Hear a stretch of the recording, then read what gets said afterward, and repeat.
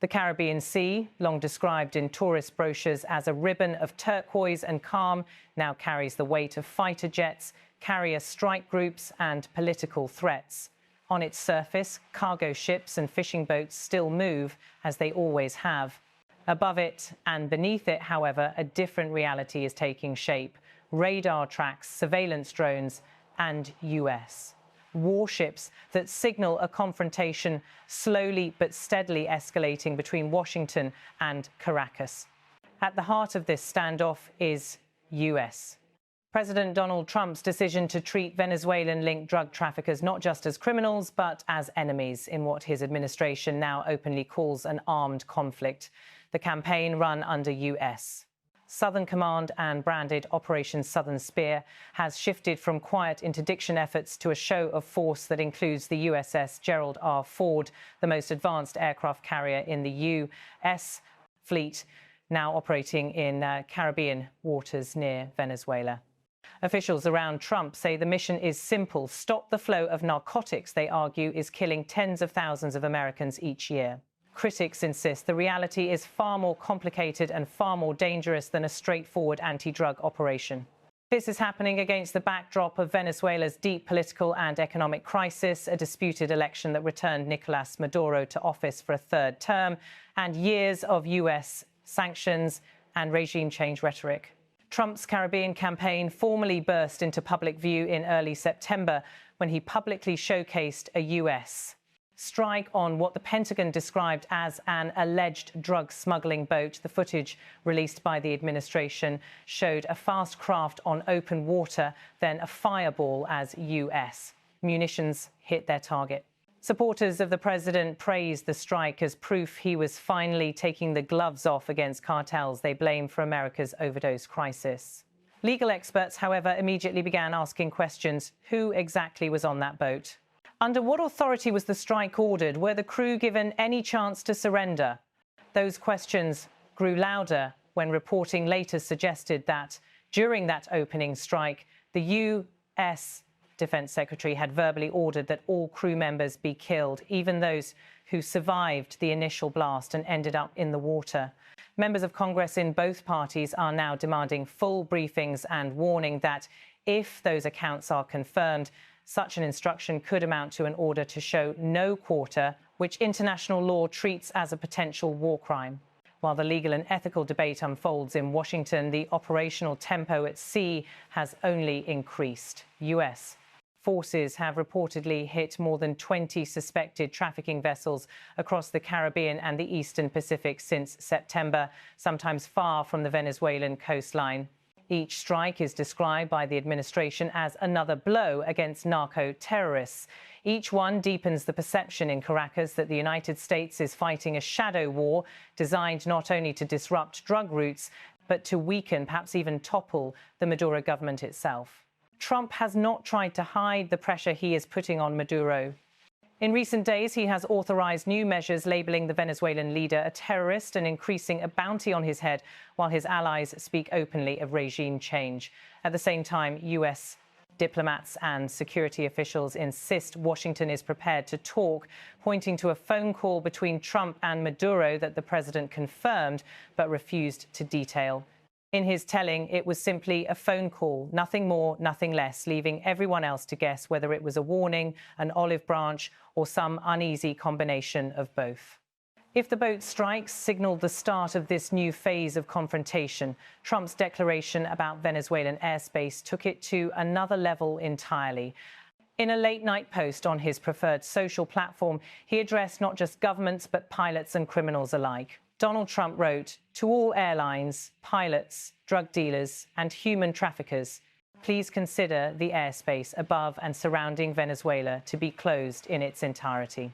The announcement was not accompanied by a formal legal order or a clear military plan explaining how the United States intended to enforce what sounded very much like a unilateral no-fly zone over another sovereign state, US.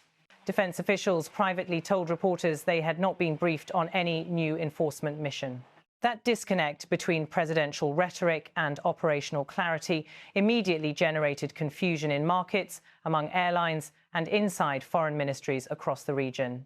For Caracas, there was no ambiguity at all. Venezuelan officials denounced the message within hours, calling it a threat to their sovereignty and to international aviation. In a formal statement, they argued that the US president's post represents a hostile, unilateral and arbitrary act incompatible with the principles of international law. The government's response went beyond words. Authorities in Caracas revoked operating rights for several major airlines companies that had already cut back flights after a US aviation advisory warned of heightened military activity in and around Venezuela's airspace. Deportation flights carrying Venezuelan migrants back from the United States were suspended, turning Trump's airspace declaration into an immediate obstacle for the same migration enforcement policies his administration has spent months tightening. On the streets of Caracas, reactions have been a mixture of anger, anxiety and exhaustion. Some residents interviewed by reporters say they view Trump's move as yet another example of foreign powers using Venezuela as a pawn. Others worry more practically about missed family visits and business trips, or about being confined, as one lawyer put it, to a country already battered by political repression, inflation and shortages. Meanwhile, in Washington and at military think tanks, experts are trying to parse what this all means. Imposing a genuine no-fly zone is a complex undertaking, one that usually requires fighter patrols, early warning aircraft, tanker support and clear rules of engagement. David Deptula, a retired US Air Force Lieutenant General who once helped run such an operation over Iraq, cautioned against reading too much into a single social media post. He observed that the devil's in the details. Those details are still unclear. US officials have described the current campaign as focused on drug traffickers, whom the administration argues pose an imminent threat to American lives. Trump allies frequently point to the staggering US toll from narcotics deaths that now rival or exceed some past wars. One senator has gone so far as to argue that the country is already at war with Venezuela's traffickers and that the casualties from overdoses make this conflict deadlier than Vietnam. Yet even among those who share Trump's fury over the drug trade, many worry about the precedent being set. Over the past 2 decades, the United States has often blurred the line between law enforcement and military operations, but it has still tended, at least formally, to distinguish between criminals and enemy combatants. By declaring traffickers unlawful armed combatants and treating the Caribbean as a battlefield governed by the laws of war, the administration is moving into legally contested territory that could outlast any one president. The Venezuelan government, for its part, strongly denies any role in drug trafficking, insists that the United States is using narcotics as a pretext, and accuses Washington of seeking regime change to gain control of Venezuela's vast oil reserves. Venezuelan leaders point to years of sanctions, covert pressure and rhetoric about freedom for the Venezuelan people as proof that this is ultimately a political operation wrapped in the language of security. Inside Venezuela, Maduro's position is both weakened and entrenched. The election that gave him his 3rd term has been widely condemned as fraudulent by domestic opponents and many foreign governments, which instead recognise opposition figure Edmundo González as president-elect. At the same time, Maduro's security apparatus has crushed protests, jailed opponents and forced many dissidents into exile. In that environment, the threat of foreign military action can rally parts of the population around the flag, even as others quietly hope outside pressure will finally loosen the government's grip. For ordinary people in the region, the escalation has other immediate consequences. Fishermen and small-scale traders worry that their boats could be mistaken for drug-running vessels. Families in coastal towns eye the skies uneasily as more military aircraft appear overhead. Caribbean governments, some dependent on Venezuelan oil or US security assistance, are cautiously warning against miscalculation. The risk is not only a direct clash between US and Venezuelan forces, but accidental incidents, an aircraft misidentified, a radar warning misread that could spiral far beyond what either side claims to want. The legal debate over Trump's airspace declaration has also spilled into the broader international arena. Specialists in aviation law and the United Nations Charter note that one country cannot simply close another country's airspace by decree. They point out that foreign airlines and governments must weigh not only US pressure, but their obligations under international conventions. One detailed analysis concluded that while Washington can warn its own airlines and impose sanctions, enforcing a de facto no-fly zone without UN authorization would raise serious legal questions and risk conflict with other states. Iran, a close Venezuelan ally that itself has been on the receiving end of US strikes this year, has seized on the controversy.